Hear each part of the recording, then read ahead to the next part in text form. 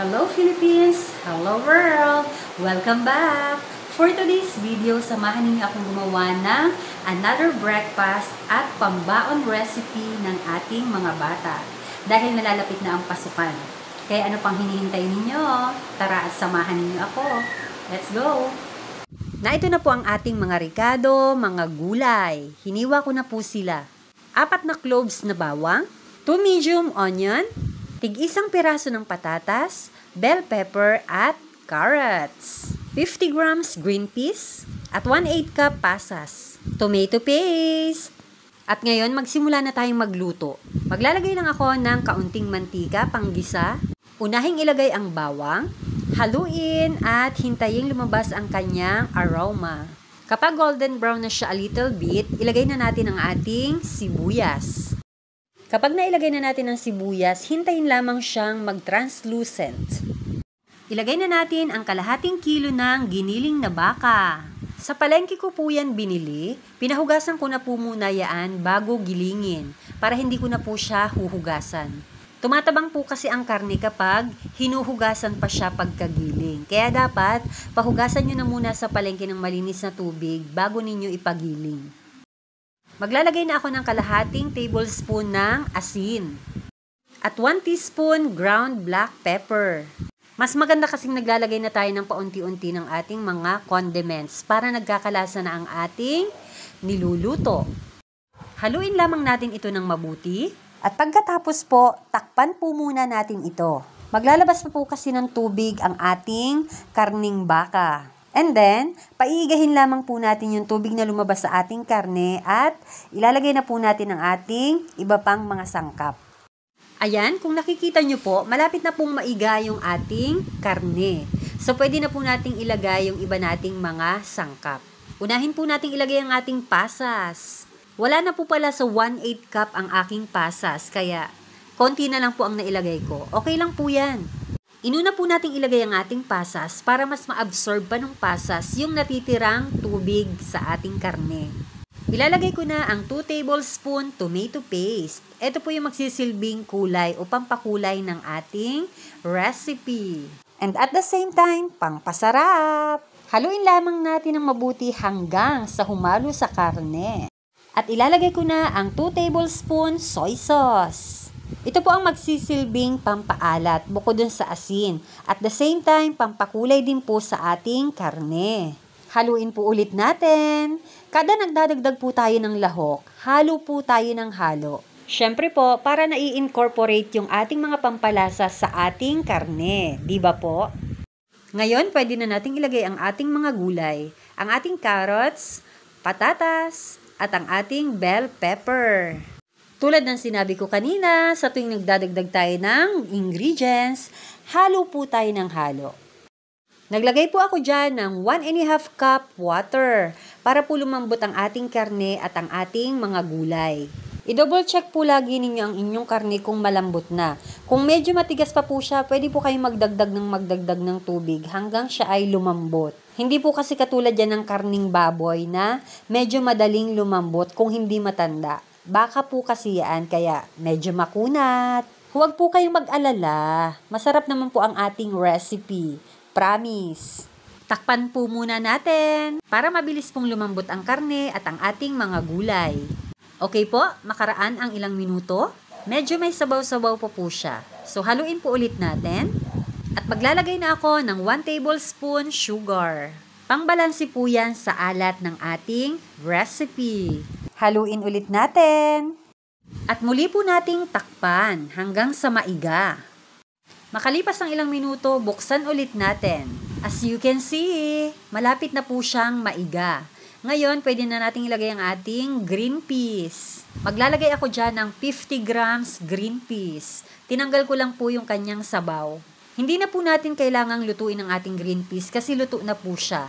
Kaya ipinanghuli po natin siya kasi madudurog.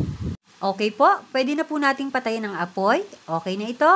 Ngayon, magpiprito naman tayo ng saging na saba. Ang saba ko po dito ay hindi masyadong hinog or hindi masyadong overripe para mas masarap. Ang 1 pirasong saba po ay hiniwa ko sa 3 piraso. 2 piraso lang po ng saging na saba ang aking ipiprito para ipakita ko lamang po sa inyo. Iprito na po natin ang ating saba.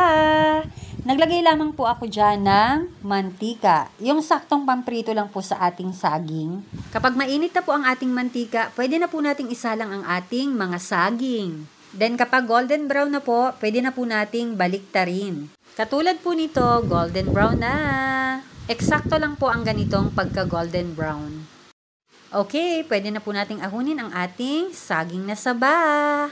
Isalang na natin yung huling batch ng ating saging. Ayan, habang sinasalang ko ang ating saba, kung bago lamang po kayo sa aking YouTube channel, please don't forget to subscribe at pakihit na rin po ang notification bell para updated kayo sa tuwing mag-a-upload tayo ng video. At huwag nyo rin pong kalimutang i-like at i-share ang ating mga videos para marami po ang makapanood. Maraming salamat po! So tapos na po. Tapos na pong prituhin ang ating saba. Ngayon, magprito na tayo ng itlog. Sunny side up egg. Ganito lamang po magprito ng sunny side up egg. Lalagyan ng asin. Mas masarap po nito yung natututong-tutong yung gilid pero hindi masyadong luto yung ating egg yolks. Okay, tapos na ang ating recipe. Okay na ang ating rice. Meron na tayong pritong saba at sunny side up egg. Ilagay na natin ang karne. Naglagay po ako sa baunan at naglagay po ako sa plato para may idea naman po kayo kung paano po ninyo ihahanda ang arroz a la cubana.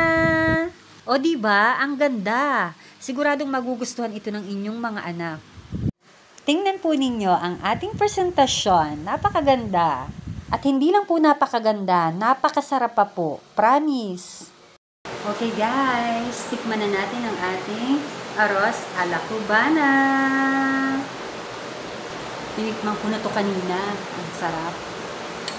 Shoutout nga pala kay Arlene Agiling ng Saudi Arabia. Sarap ng baka. At kay Rosie Herrera Numbila ng Malaysia. Maraming salamat po sa patuloy na pagsuporta sa aking YouTube channel. Thank you! Ang ganda ng pagkakaluto ko ng itlog.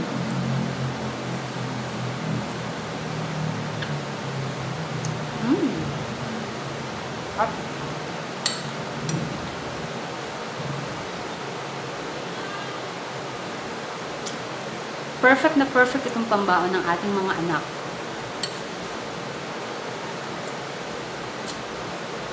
May protina na at may mga gulay pa.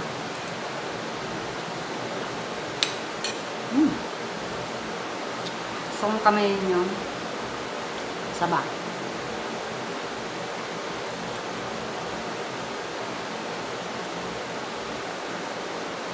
Sarap.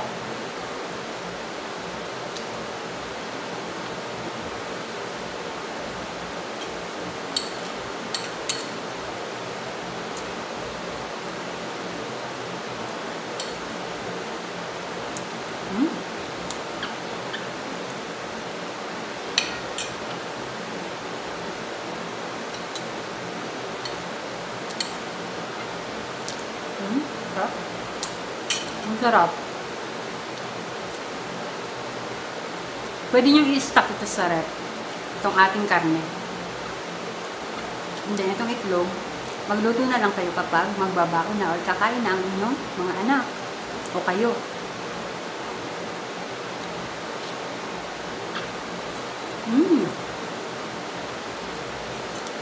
Sarap ng itlog.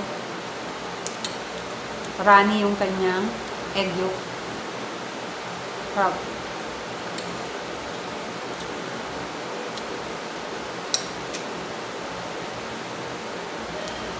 Isama nyo na ito sa listahan ninyo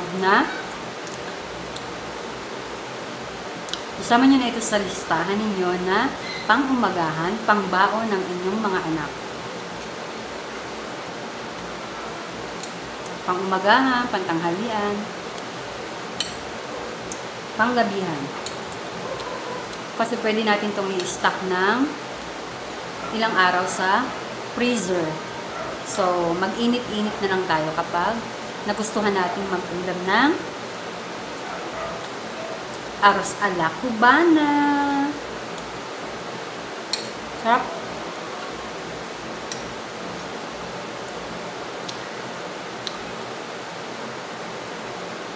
Okay, bago ko pa maubos ito, papaalam na ako. Thank you for watching, guys. Don't forget to like and subscribe.